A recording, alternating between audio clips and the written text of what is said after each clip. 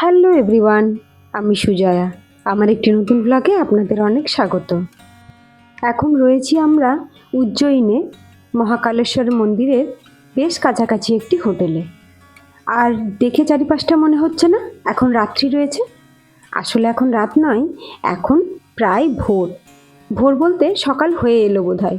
আমাদের এদিকে 6টা মানে তো আমরা সকালই ধরি, আর এখন ঘড়িতে সময় 6টা, কিন্তু চারিপাশ দেখুন, মনে হচ্ছে এখন মধ্যরাত্রি। আর এই ভোরবেলাতে আমাদের হোটেলের কাছে গাড়ি এসে হাজির। আজ আমরা এখান থেকে বেরিয়ে যাব ওঙ্কারেশ্বর। উজ্জয়িন থেকে ওঙ্কারেশ্বরের ডিস্টেন্স প্রায় 145 কিলোমিটার মতো। আর আমরা যা শুনলাম ড্রাইভারের কাছে, যেতে সময় লাগে 3.5 থেকে 4 ঘন্টা, তবে রাস্তায় যদি জ্যাম পাওয়া যায় তবে সময়টা আর একটু বেশি লাগবে। তাই আমরা সকাল সকাল বেরিয়েছি, যাতে ওখানে সকাল সকাল পৌঁছে আমরা দর্শন করতে পারি। বেলা একটু বাড়তেই নাকি এই রাস্তাতে প্রচুর জ্যাম পাওয়া যায়, তাই ড্রাইভার দাদা আমাদের বলেছিলেন সকাল সকাল বেরোতে। উজ্জয়িন থেকে ওঙ্কারেশ্বর যাবার পথে এই সুন্দর পাহাড়ি রাস্তাটি পড়ে, বেশ ভালো লাগলো জানেন তো। তবে এই সময়টাই বেশ জ্যামও চলেছে। এখন পৌঁছে গেছি ওঙ্কারেশ্বর মন্দিরের কাছাকাছি একটি পার্কিংয়ে। এখানে গাড়িটি আমাদের পার্ক করা হলো, আর সেখান থেকে আমরা হেঁটে হেঁটে যাচ্ছি এখন ওঙ্কারেশ্বর মন্দিরের দিকে। এখানে দুটি প্রধান মন্দির রয়েছে, একটি ওমকারেশ্বর আর একটি মামলেশ্বর। একটি রয়েছে নর্মদা নদীর ওপারে, আরও একটি এপারে। তবে আমরা প্রথমে দর্শন করব ওমকারেশ্বরে। আমরা এখন বেশ তাড়াতে রয়েছি, কারণ আমাদের আজকে এখানে স্লট বুকিং রয়েছে 10টা থেকে 12টা, আর এখন ঘড়িতে সময় প্রায় 11টা। আমরা যদিও অনলাইনে স্লটটা বুকিং করেছিলাম, কিন্তু এখান থেকে আপনাকে টিকিট সংগ্রহ করে তারপরে যেতে হবে। আসলে কিন্তু টিকিট বুকিং করা দরকার পড়ে না, কিন্তু আমাদের হাতে যেহেতু খুব কম সময় ছিল, তাই আমরা শীঘ্র দর্শনের জন্য টিকিট কেটেছিলাম। এখানে শীঘ্র দর্শনের জন্য টিকিট পড়েছে পার হেড 300 টাকা করে। কিন্তু যে হারে মহাকালেশ্বরে ভিড় ছিল, সে হারে কিন্তু এখানে ভিড়টা একটু কম। তাই আমার মনে হয় যাদের হাতে একটু সময় আছে তারা টিকিট না কেটে সাধারণভাবেই দর্শন করতে পারেন।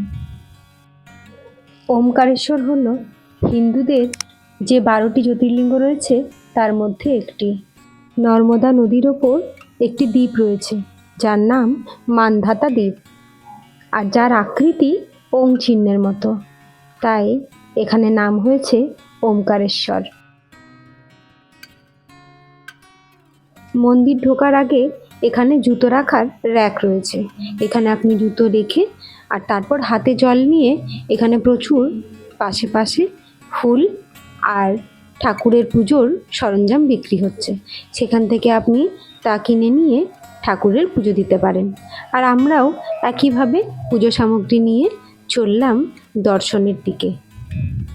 মন্দির ঢোকার এই পথটিতে অনেক দোকানপাটও রয়েছে, যেখানে পুজোর জন্য প্রসাদ বিক্রি হচ্ছে, আর সঙ্গে ছোট বড় অনেক ধরনের শিবলিঙ্গ, শিবের মূর্তি, নানা ধরনের আরও পূজার জিনিস বিক্রি হচ্ছে। শ্রাবণ মাস ও মহাশিবরাত্রিতে এখানে বিশেষ করে ভিড় হয়। এই মন্দিরটি 5 তলা বিশিষ্ট, প্রত্যেকটি তলায় আলাদা আলাদা বিগ্রহ রয়েছে। তবে এখানে প্রধান জ্যোতির্লিঙ্গটি নিজে নিজেই প্রকাশিত, অর্থাৎ স্বয়ম্ভু বলেই বিশ্বাস করা হয়। এখন মন্দিরের একদম ভেতরে ঢুকে গেছি। এখানে আপনাকে পূজা সামগ্রী দিয়ে দিতে হবে, কারণ শিবলিঙ্গের কাছে পূজা সামগ্রী দেওয়ার কোনো উপায় নেই। আমরা শুধু সামনে গিয়ে বাবাকে দর্শনই করব। আর একদম মন্দিরের কাছে চলে এসেছি, জানি না আপনাদের কতটা ঠিক দেখাতে পারবো, কারণ দর্শন তো আমিও মন দিয়ে করব, তাই না? হর হর মহাদেব। মন ভরে বাবার দর্শন করে বেরিয়ে এলাম। এখন যাব আমরা যে ব্রিজটি পার হয়ে এসেছিলাম ওঙ্কারেশ্বর মন্দিরে, সেই ব্রিজটি পার হয়ে আবার নর্মদা নদীর ঠিক ওই পারে যাব, আর সেদিকে দর্শন করব মামলেশ্বর মন্দির। এই ব্রিজটি পার হয়ে গেছিলাম ওঙ্কারেশ্বর দর্শন করতে, আবার ওই বৃষ্টির পার হয়ে চলে এসেছি এপারে। এখন চললাম মামলেশ্বর মন্দির। আর এই মন্দিরের রাস্তা যেতে যেতে প্রচুর এরকম খেলনা, পূজা সামগ্রী, অনেক ধরনের দোকান পাবেন। সেখানে আপনি কিছু কেনাকাটাও করে নিতে পারেন। কথা বলতে বলতে এখন পৌঁছে গেছি মামলেশ্বর মন্দিরের একদম দোরগোড়ায়। মামলেশ্বর মন্দির, এটি আবার অমরেশ্বর মন্দির নামেও পরিচিত।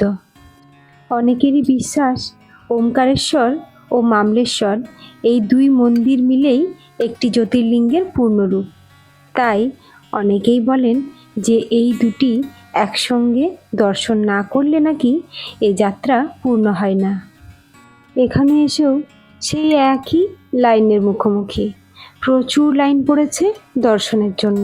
তবে এখানে কোনো স্পেশাল টিকিট হয় না যে স্পেশাল টিকিট কেটে আপনি সাইড কেটে দর্শন করতে পারবেন। আপনাকে সবারই সঙ্গেই লাইন দিয়েই দর্শন করতে হবে। চলুন ধৈর্য ধরে আমরাও এগিয়ে যাই।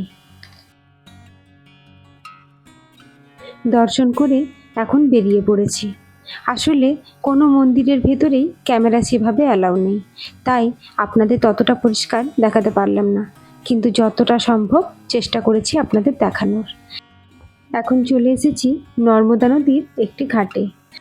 আমাদেরই বন্ধুর পরিবার বাড়ির জন্য একটি শিবলিঙ্গ কিনেছে এখানেরই দোকান থেকে, আর সেই শিবলিঙ্গকেই স্নান করিয়ে নিচ্ছে তারা নর্মদা নদীর শুদ্ধ জলে। ওদিকে আবার আমাদের যিনি ড্রাইভার আছেন উনি বারবারই ফোন করছেন আর তাড়া দিচ্ছেন আমাদের নয়তো দেরি হয়ে যাবে বলে।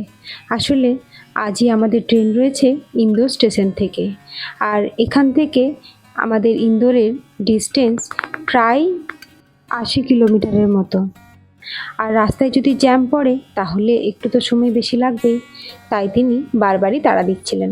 আমরা এখন বেরিয়ে পড়েছি, আর রাস্তায় যেতে যেতে বেশ জোরে কিন্তু ঝড়ও উঠেছে, আর সঙ্গে মনে হচ্ছে জোর বৃষ্টিটাও হবে। পৌঁছে গেছি এখন ইন্দোর স্টেশনে। আজ এখান থেকেই আমাদের বাড়ি ফেরার জন্য ট্রেন রয়েছে। বন্ধুর ফ্যামিলির সঙ্গে এই ছোট্ট ট্রিপটি বেশ ভালোই ছিল। আমার ভিডিওগুলি যদি আপনাদের ভালো লেগে থাকে তাহলে একটি লাইক, কমেন্ট আর শেয়ার করতে ভুলবেন না কিন্তু। আজ তাহলে ভিডিওটি এ পর্যন্তই থাক। আপনাদের সঙ্গে দেখা হবে আবার একটি নতুন ভিডিওতে। ততক্ষণের জন্য টাটা।